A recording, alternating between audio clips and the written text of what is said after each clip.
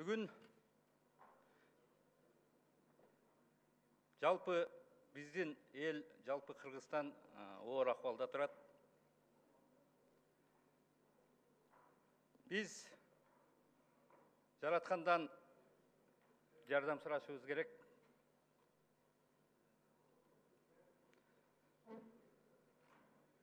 Ал эми өзүбүз дагы катуу аракет кылышыбыз керек.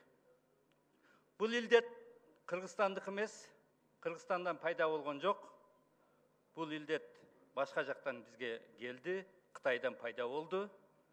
Бул илдетти өнүккөн өлкөлөр да тосалган жок, великий державалар тосалган жок. Америка, Европа, Англия, а Кыргызстан эч кандай тосконго мүмкүнчүлүгүбүз жок болчу. Буну туура түшүнүшүбүз керек.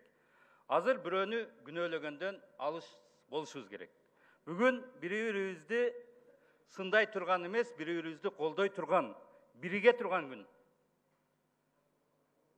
Бирге болуп, бир болуп, өкмөтүбүзгө жардам берип, өкмөттүн ишин алдыга жылдырганга ар бир жаран, ар бирибиз аракет кылышыбыз керек, өзүбүздү сакташыбыз керек. Бундай илдет адам затта көп, адам пайда болгондон бери көп болгон. Bundan оор болгон. Bundan 100 жыл мурда испанка деген болгон. Ал 500 миллиондон ашык адам ооруп, 100 миллиондон ашык адам өлгөн.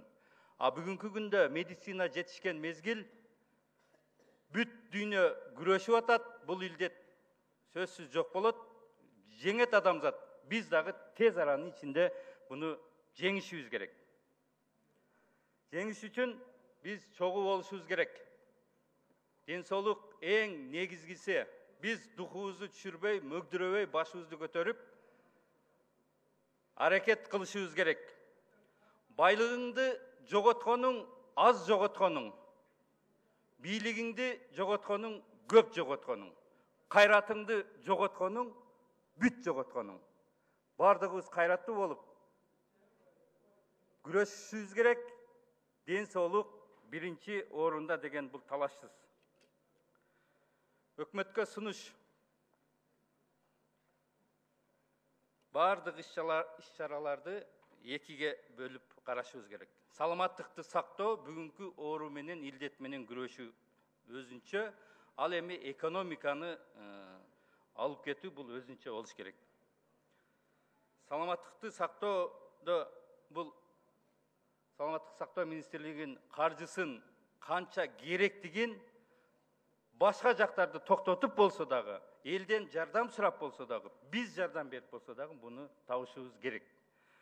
Биз түшүнөбүз, бюджетибиз дефицит, быйылкы жыл оор жыл болуп атат, поступление жок. Азыркы күндө азайды, ошого карабастан медицинага биз чоң көңүл бурушубуз керек, керектүү салымды биз беришибиз керек, бөлүп беришибиз керек. Ошол эле мезгилде медициналык кызматкерлерге кошумча айлыктарын көтөрүшүбүз керек, 2 эсе, 3 эсе. Окуу жайлар жабылды, медициналык академия, училище, ошолордун жогорку курстагы студенттерин тартышыбыз керек. Ошол окуу жайлардын мугалимдерин тартышыбыз керек. Сиздер аны жасап атсаңыздар керек. Кытайдан маалымат алышыбыз керек, Кытайдан жардам сурашыбыз керек, алардын кемчилдиктерин кетирбегенге биз алардан кеңеш сурашыбыз керек. 1 минутуңуз калды. Ошол эле мезгилде экономикага бөлүп караганда, бул жакта убактым аз экен, көп нерсе айтылбай калат окшойт, кечирим сурайм. Биринчи 800 миң адамдын кредити бар экен. Бүгүн бизнес токтоду. Ошол кредитке каникул алып беришибиз керек. Улуттук банк ушул чечимди Мухаммедкалый Дүйшөкевич 3 айбы же 5 айбы же жылдын аягына чейин билбейм, ушуну кабыл алышыңыздар керек. Ошол эле мезгилде тышкы карызды дагы каникул сурашыңыздар керек. 28 миллиард быйыл төлөшүбүз керек эле. 1 минут суранам. 1 минут бериңиздер, жыйынтыктап коеюн, кечирип сурайм. 1 минут. Каршылык жок. 28 миллиард сырткы карызыбызды төлөшүбүз керек. Биз биринчи элдикин каникул берген болсок, анда биздин моралдык укугубуз болот сырткы карыздардан да суранганга, Кытайдан, башка өлкөлөрдөн. Ошону дагы эске алышыңыздар керек. Ошол эле мезгилде бүгүн азыр Мухаммедкалый Дүйшөкевич, сиз айтып кеттиңиз, нефтинин баасы түштү, 3 эсе түштү. 60-тан ашуу эле 25-ке түштү кече. Анан ошол эле мезгилде айтып атасыз, бензиндин баасы ошол эле ойдон кармалат деп. Менин оюмча бул такыр туура эмес. Түшүш керек. Көтөрүлбөйт дегениңиз да кантип түшүп атса көтөрүлөт. Буну карашыңыздар керек. Буну сүйлөшүшүңүздөр керек. Кошуна өлкө менен, Казакстан менен, Россия менен сүйлөшүш керек. Эмне үчүн 3 эсе арзандаса бензин түшпөйт? Бул мындай логикага туура келбей атат. Көтөрүлбөйт дегениңиз бул туура эмес. Бул түшүш керек, сүйлөшүш, шунун үстүнөн иштешиңиз керек. Рахмат сиздерге. Рахмат.